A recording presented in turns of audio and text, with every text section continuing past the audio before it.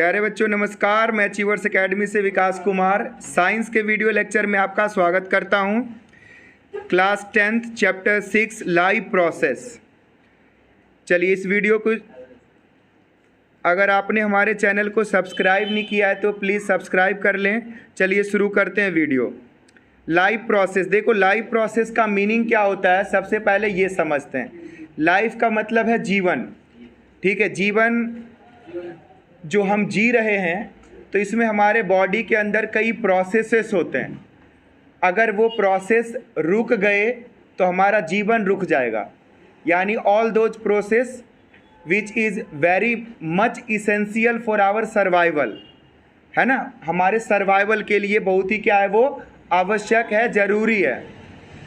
तो ऐसे फंक्शन, ऐसे प्रोसेस जो बहुत ज़रूरी हैं वो कौन कौन से हैं, तो वो हैं nutrition, digestion, respiration, excretion, circulation, transportation, all those.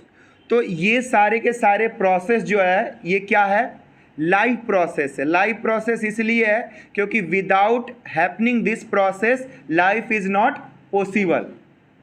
That is why we call this process as a live process, right. सो देखो यहाँ पर डेफिनेशन बच्चों लिखा हुआ, all living things perform certain live process like growth, excretion, respiration and circulation. All processes like respiration, digestion, which together keep the living organism alive and perform the job of the body maintenance are called life process। यहाँ पर एक और चीज़ important है कि body maintain होती है। यानी आपको चोट लग जाता है तो देखो जख्म क्या होता है, ठीक होता है कि नहीं होता है, ठीक होता है। तो उसको बॉडी मेंटेन करना। कई बार आपको डिजीज़ हो जाता है, वायरस बैक्टीरिया आपकी बॉडी को अटैक करती है, फिर आपकी बॉडी आपकी जो बॉडी है वो एंटीबॉडीज़ बनाती है, और वो एंटीबॉडीज़ जो है वो क्या करती है, उस वायरस बैक्टीरिया को किल करती है। फिर वापस आप जो है हेल्दी हो जाते हो। जो डिजीज़ में जितना नुकसान होता है बॉडी का वो उसकी भरपाई हो जाती है, यानी मेंटेनेंस हो जाता है। तो ऐसा ये सारी चीज़ें क्या है, लाइव प्रोसेस के अंदर आता है। मेनली इस चैप्टर में हम लोग पढ़ेंगे ग्रोथ। बच्चों ग्रोथ का मतलब तो वृद्धि होना, बड़ा होना, ठीक है, साइज में ग्रोथ करना। ये ग्रोथ कैसे होता है, न्यूट्रिशन। यानी अगर प्रॉपर न्यूट्रिएंट्स अगर आपको नहीं मिले तो आपकी बॉडी जो है प्रॉपर ग्रोथ नहीं करेगी।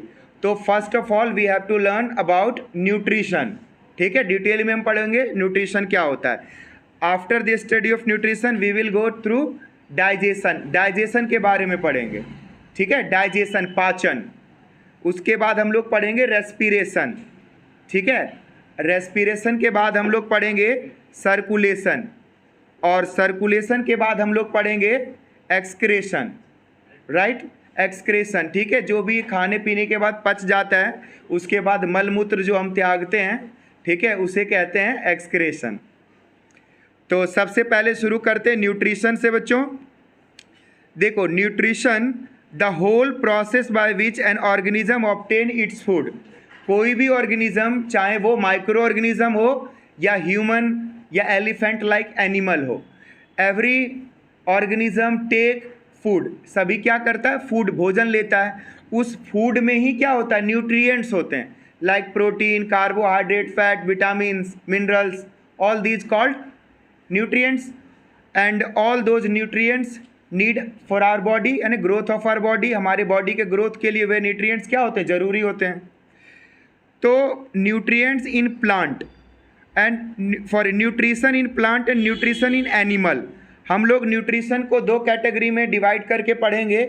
न्यूट्रिशन इन प्लांट, प्लांट के अंदर किस तरह से न्यूट्रिशन होता है, और दूसरा एनिमल के अंदर किस तरह से न्यूट्रिशन होता है। प्लांट के अंदर जो न्यूट्रिशन होता है वो मेनली ऑटोट्रॉपिक मोड में होता है। ऑटोट्रॉपिक, ठीक है, ऑटोट्रॉपिक मोड। और जो प्लांट ऑटोट्रॉपिक मोड में न्यूट्रिशन करते हैं उनको ऑटोट्रॉप्स कहते हैं। बच्चों इस ऑटोट्रॉपिक मोड में प्लांट जो है वो फोटोसिंथेसिस रिएक्शन करते हैं और अपना फूड प्रिपेयर करते हैं। और यहीं पर जो एनिमल है वो हेटेरोट्रॉपिक मोड ऑफ न्यूट्रिशन करते हैं और वे अपने फूड के लिए अदर प्लांट्स पर डिपेंड करते हैं। और इस तरह से जो अदर प्लांट पर डिपेंड करे उसको हेटेरोट्रॉप्स कहेंगे, और मोड ऑफ न्यूट्रिशन को हेटेरोट्रॉपिक मोड ऑफ न्यूट्रिशन कहेंगे। ठीक है, आगे बढ़ते हैं। यहाँ पर देखो बच्चों दिया हुआ है डिफरेंस बिटवीन ऑटोट्रॉपिक एंड तो वाटर यूटिलाइज जो है हमारी ये प्लांट बॉडी के द्वारा किया जाता है, और इस प्रोसेस से जो है फूड प्रिपेयर होता है और फोटोसिंथेसिस प्रोसेस को कहते हैं। नॉर्मली ग्रीन प्लांट जो है ऐसा करता है। ठीक है, हेटेरोट्रॉपिक में क्या होता है, kind of nutrition in which organism do not possess the ability to synthesize their own food, they depend on autotrophs for their food supply directly और indirectly.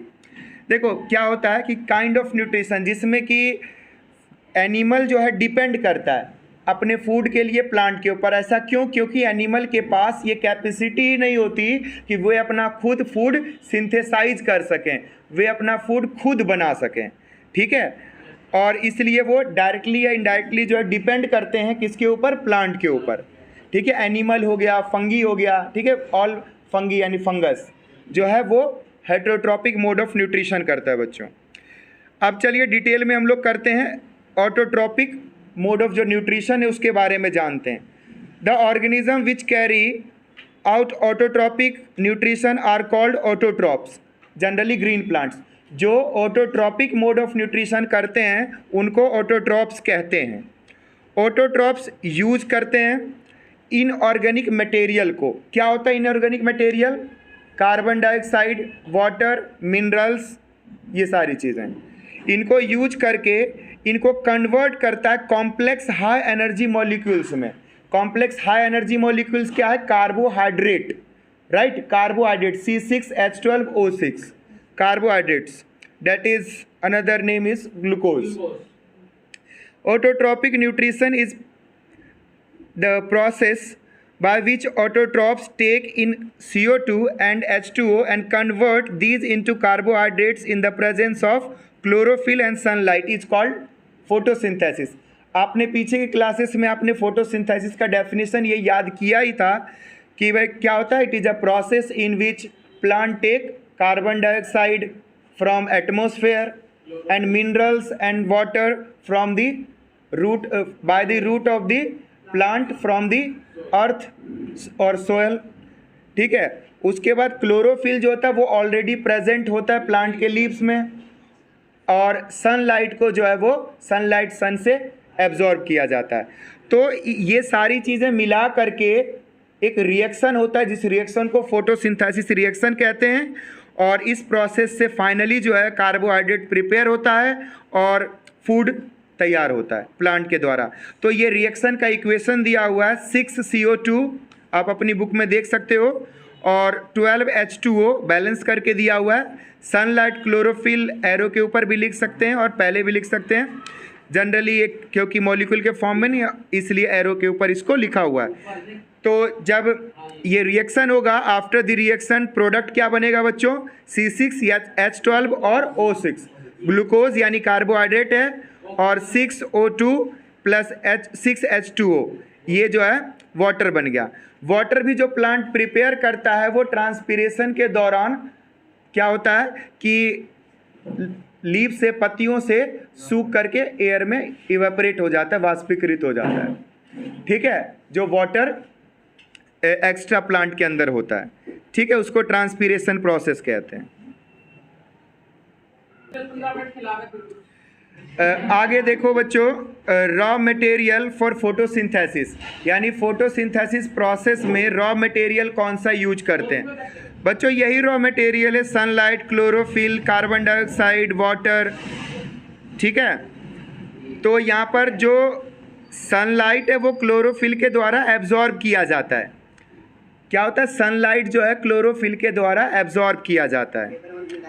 CO2 enter through stomata and oxygen is released by product या by stomata। Stomata के through जो है oxygen release होगा यानी बाहर आएगा, क्योंकि जब फोटोसिंथेसिस प्रोसेस होगा तो उसमें ऑक्सीजन प्रिपेयर होगा एज अ प्रोडक्ट। तो बाय प्रोडक्ट के रूप में जो है पत्तियों के स्टोमेटा से बाहर निकल जाएगा। ठीक है, और कार्बन डाइऑक्साइड एंटर करेगा। तो स्टोमेटा का अपना ही रोल है ठीक है, गैसेस के एक्सचेंज करवाने के लिए। वाटर क्या करता है बच्चों? वाटर डिजॉल्व करता है अपने में minerals like nitrogen, phosphorus, etc, जो मिट्टी के अंदर, सोयल के अंदर क्या होगा, न्यूट्रिएंट्स, वो मिनरल्स, न्यूट्रिएंट्स डिजॉल्व हो जाएगा वाटर में, और वाटर जब प्लांट के द्वारा सक किया जाएगा, खींचा जाएगा, तो जो है वो ऊपर खिंच जाएगा। तो इसके सहारे यानी पानी के साथ साथ क्या मिल जाएगा प्लांट को? मिनरल्स मिल जाएगा। उसके बाद ये प्रोसेस होगा। Site of photosynthesis, generally photosynthesis होता कहाँ है? तो फोटोसिंथेसिस जो है, chloroplast in the leaf, chloroplast contain green pigment that is chlorophyll present होता है यहीं पर जो है, यानी आप सिंपली कह सकते हो फोटोसिंथेसिस अकर इन ग्रीन लीव्स, पत्तियों में होता है, लीव्स में होता है। अब इस फोटोसिंथेसिस में प्रोसेस में कैसे कैसे क्या क्या चीज़ें होता है, मेन इवेंट्स क्या क्या होते हैं, पहले क्या होता है? सबसे पहले बच्चों एब्जॉर्ब ऑफ लाइट या absorption of light energy by chlorophyll, leaves के अंदर जो क्लोरोफिल प्रेजेंट होगा उसके द्वारा जो है लाइट एनर्जी जो है एब्जॉर्ब किया जाएगा, किसके द्वारा? क्लोरोफिल के द्वारा, ठीक है। इसके बाद conversion of light energy into chemical energy, जो लाइट एनर्जी है वो केमिकल एनर्जी में कन्वर्ट हो जाती है और स्प्लिट करती है। स्प्लिट मतलब वाटर को हाइड्रोजन और ऑक्सीजन में स्प्लिट करती है, तोड़ती है। कौन? लाइट, ठीक है, या एनर्जी जो है। उसके बाद reduction of CO2 to carbohydrate, carbohydrate से ऑक्सीजन क्या है, बाहर निकल जाता है। फर्स्ट चैप्टर में आपने पढ़ा था रिडक्शन, जिससे कि ऑक्सीजन जब लॉस कर दे, ऑक्सीजन बाहर निकल जाए, तो वो रिडक्शन होता है। तो मेनली जो है रिडक्शन होता है। उसके बाद रिडक्शन होने के बाद कार्बोहाइड्रेट फाइनली प्रिपेयर हो जाता है, और that is glucose, and photosynthesis reaction now completed and glucose is prepared और food prepared by plant, and that food is stored in leaves, leave में क्या होता है, स्टोर रहता है। उसके बाद फ्लोएम टिश्यू होता है जो कि ट्रांसपोर्ट करता है फूड को all over the part of the plant, right. आगे देखो, एक्सचेंज के बारे में हमने बता ही दिया कि स्टोमेटा में एक्सचेंज होता है कार्बन डाइऑक्साइड और ऑक्सीजन का। तो यहाँ पर स्टोमेटा का जो डायग्राम दिया हुआ है उसको देखो। स्टोमेटा में chloroplast, stomatal, pore, guard cell, ये सारी चीज़ें दिया हुआ है। यहाँ पर देखो losses large amount of water vapours during transpiration. Transpiration को आपको समझाता हूँ। ट्रांसपीरेशन क्या होता है? जब तेज धूप होगी, लाइट होगी, सनलाइट में प्लांट का भी पानी सूखता है, यानी पत्तियों के थ्रू पानी सूखता है, यानी वाटर आउट होता है, वाटर आउट बाहर निकलता है वेपर के रूप में। तो वेपर के रूप में पानी बाहर निकलना, सूखना प्लांट से ट्रांसपीरेशन कहलाता है। और यही ट्रांसपीरेशन होता है तभी जो है, मान लो ऊपर के पत्तियों में पानी सूख गया तो नीचे से पानी की ज़रूरत है, तो नीचे से पानी ऊपर की ओर खींचेगा प्लांट में, और ये प्रोसेस जो खिंचाव होगा ऊपर की ओर पानी का, तो नीचे से पानी और सक किया जाएगा, खींचा जाएगा। जिस तरह से दिए में तेल होता है, बाती होती है, और दिया जलता है तो बाती जो है पानी को ऊपर, तेल को ऊपर की ओर खींचता है, उसी तरह से पानी प्लांट भी ऊपर की ओर खींचेगा। और जब पानी ऊपर खींच के जाएगा तो साथ साथ मिनरल्स, यानी जो खनिज पदार्थ हैं, मिनरल्स हैं, न्यूट्रिएंट्स हैं मिट्टी में, सोयल में, वो क्या होगा, वो भी ऊपर की ओर खींचेगा, और वो भी प्लांट के पूरे बॉडी पार्ट्स में पहुंच जाएगा। तो स्टोमेटा का डायग्राम आप लोग समझ लीजिए। गार्ड सेल है, यानी स्टोमेटल ओपनिंग जो होता है, पोर, ये जब कार्बन डाइऑक्साइड और ऑक्सीजन का एक्सचेंज करता है तो ओपन और क्लोज होता है, बंद होता है और खुलता है, ठीक है, और ये गार्ड सेल से घिरा होता है। चलो आगे देखो, हेट्रोट्रॉपिक न्यूट्रिशन, क्योंकि अभी तक हमने जो बात करा ये तो ऑटोट्रॉपिक मोड ऑफ न्यूट्रिशन था, जो प्लांट खुद अपना भोजन बना पा रहा है, अपना फूड प्रिपेयर कर रहा है। हेट्रोट्रॉपिक मोड ऑफ न्यूट्रिशन में यहाँ पर बुक में हमारे दिया हुआ होलोजोइक, सैप्रोफिटिक और पैरासिटिक। तो सबसे पहले बच्चों इसमें हम पैरासिटिक मोड ऑफ न्यूट्रिशन को समझते हैं। पैरासाइट्स लिव इनसाइड और outside other organism and derive nutrients from it. Like example है कस्कुटा एंड टिक्स और लीच। देखो जैसे जुए हमारे बाल में होते हैं, और जोंक और कसकुटा हिंदी में अमरबेल कहते हैं। तो आपने देखा कुछ ऐसे पेड़ होते हैं जिसके ऊपर पीले पीले रंग का अमरबेल की लत्ती पूरी फैल जाती है। वो क्या करता है, उस पेड़ का पूरा न्यूट्रिएंट्स चूस लेता है। जोंक भी क्या होता है, जानवरों में चिपक जाता है और उसका खून पूरा पी जाता है, जोंक जोंक। उसके बाद बच्चों लीक, यानी देखो ढील होता है ना, ढील बोलते हैं या फिर जुए बोलते हैं। तो ये भी हमारे बाल में रहता है और क्या करता है, हमारे तो खून पीता है। तो इस तरह से और भी बहुत सारे कुछ कीड़े मकोड़े हैं जो कि इस तरह का एक्ट करते हैं। यानी यहाँ पर पैरासाइट क्या मतलब है, पैरासाइट या पैरासाइट का मतलब है परजीवी बोलते हैं हिंदी में, परजीवी। यानी वो दूसरे के ऊपर आकर के उसी का न्यूट्रिएंट्स चूस लेगा, यानी उसको एक तरह से खा जाएगा। अच्छा, खाने का मतलब ये नहीं है कि उसको किल कर देगा, विदाउट किलिंग, बिना मारे हुए उसका न्यूट्रिएंट्स चूसना है उसको। जैसे सपोज करो एक शेर है, वो हिरन को खाएगा, तो हिरन को तो मार के खाएगा। ऐसा तो नहीं कि हिरन को पकड़ करके उसका खून चूस के फिर हिरन को छोड़ देगा, जाओ फिर और खून बढ़ाना अपना, फिर आना मेरे पास खून चूसवाने, लेकिन ऐसा नहीं होगा। तो पैरासाइट का मतलब है कि अपने शिकार को जिंदा ही रहने देना और उसका बस न्यूट्रिएंट्स को लेना। ठीक है, चलो मुंह नहीं बनाओ, आगे देखो। अब सैप्रोफिटिक मोड ऑफ न्यूट्रिशन में क्या होता है, saprophytic mode of nutrition, saprophytic को हिंदी में बोलते हैं मृतजीवी। यानी जो डेड, डीके, सड़े गले चीज़ों को क्या बनाए, अपना भोजन बनाए, अपना फूड बनाए, उसे कहेंगे सैप्रोफिटिक मोड ऑफ न्यूट्रिशन के तहत सैप्रोट्रॉप्स कहेंगे उसको। तो माइक्रो ऑर्गेनिज्म सूक्ष्म जीव होते हैं बच्चों, जैसे कुत्ता बिल्ली चूहा तोता मैना मर जाता है तो ज़मीन पे पड़े पड़े सड़ गल जाता है, यानी मिट्टी बन जाता है। तो वो एवं मिट्टी नहीं बनता, मिट्टी में क्या होते हैं, माइक्रो ऑर्गेनिज्म होते हैं, सूक्ष्म जीव होते हैं जो सैप्रोट्रॉप्स होते हैं। वो क्या करते हैं, उसको सड़ा गला देते हैं, यानी दे आर कॉल्ड डिकम्पोजर।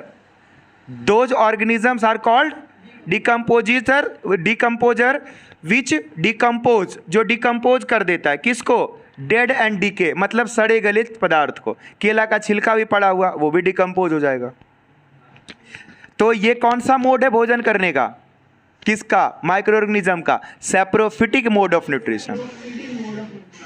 ठीक है, इसके बाद बच्चों होलोजोइक में देखो क्या होता है, animal take in solid food and break down inside the body.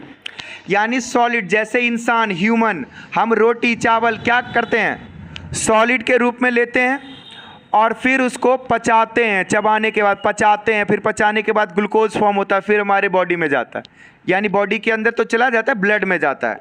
तो ये जो तरीका है उसको ब्रेक डाउन करने का, कॉम्प्लेक्स मॉलिक्यूल को ब्रेक डाउन करने का, ये ह्यूमन और एनिमल में होता है, जानवरों में भी होता है। कौन सा तरीका, होलोजोइक मोड ऑफ न्यूट्रिशन।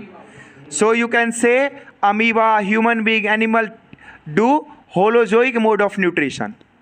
सो कितने तरह तरह के न्यूट्रिशंस पढ़ लिए, ऑटोट्रॉपिक, हेट्रोट्रॉपिक।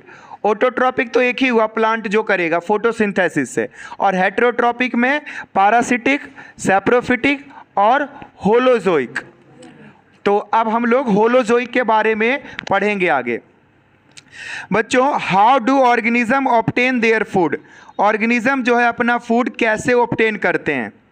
यूनिसेलुलर या single celled organism like amoeba, food is taken up through the entire surface. Amoeba का बॉडी ही क्या होता है, सिंगल सेल होता है और उसका बॉडी इरेगुलर होता है, अपना शेप वो चेंज कर सकता है।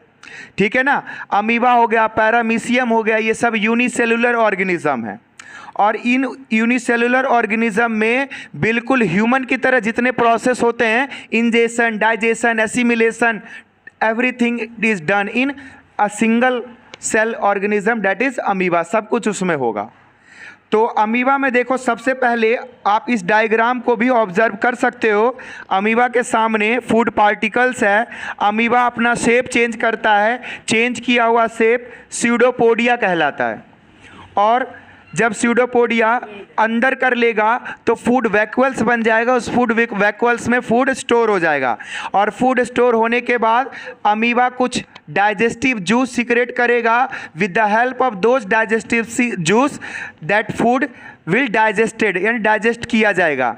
और आफ्टर द डाइजेशन क्या होगा, एब्जॉर्प्शन होगा, जो उसका ग्लूकोज अमीबा को ज़रूरत एब्जॉर्ब कर लिया जाएगा, एंड जो वेस्ट मटेरियल होगा फिर वो एक्सक्रेट आउट हो जाएगा, बाहर निकल जाएगा। तो इस तरह से ये जो है प्रोसेस इसके अंदर होता है। एरो डायग्राम भी दिया, इसको भी समझिए। अमीबा क्या होगा, सीडोपोडिया फॉर्म करेगा। सीडोपोडिया में क्या, एक्सटेंशन ऑफ सेल मेम्ब्रेन, यानी उसका जो बॉडी है एक तरह से एक्सटेंड करेगा और कैप्चर कर लेगा फूड को, और फिर फूड वैक्यूल्स में उसको स्टोर करेगा। वहाँ पर डाइजेस्टिव जूस निकलेंगे और उसको कंप्लीटली क्या करेंगे, डाइजेस्ट कर देंगे। ठीक है, साइटोप्लाज्म में ऐसा होगा। उसके बाद जो अनडाइजेस्टेड फूड होगा वो बॉडी से बाहर निकल जाएगा, move to the surface called is thrown out. ठीक है, वो थ्रो आउट कर देगा, बाहर निकाल देगा। तो सिंपली आपको ये क्वेश्चन भी इंपॉर्टेंट है, इस बार एग्ज़ाम जो है MCQ है, तो चलो थ्योरी लिखने के लिए नहीं आएगा, वरना अमीबा का डायग्राम बनाना और ये पूरा एक्सप्लेन करना थ्योरी भी 2 नंबर या 4 नंबर में क्वेश्चन आता था। ठीक है, बट इसको आप अच्छे से प्रिपेयर कर लें, MCQ क्वेश्चन यहाँ से आ सकता है। ठीक है, कॉन्सेप्ट इतना है, शॉर्ट में मैंने चीज़ों को बताया, और डिटेल में आप NCERT पढ़ोगे बुक तो वहाँ से चीज़ें और क्लियर होगा। कोई डाउट होगा तो आगे बताएंगे। पैरामीशियम में बच्चों सीलिया फॉर्म होता है, फिर सीलिया के द्वारा फूड लिया जाता है, और स्पेसिफिक स्पॉट होता है पैरामीशियम के अंदर जहाँ पर ये कंप्लीट फिर डाइजेशन होता है, और सेम अमीबा की तरह जो है फिर अनडाइजेस्टेड फूड बाहर आ जाता है। ठीक है, तो आगे के वीडियो में, अगले वीडियो में हम लोग ह्यूमन बीइंग के बारे में कंप्लीट डाइजेशन को पढ़ेंगे। इस वीडियो में इतना।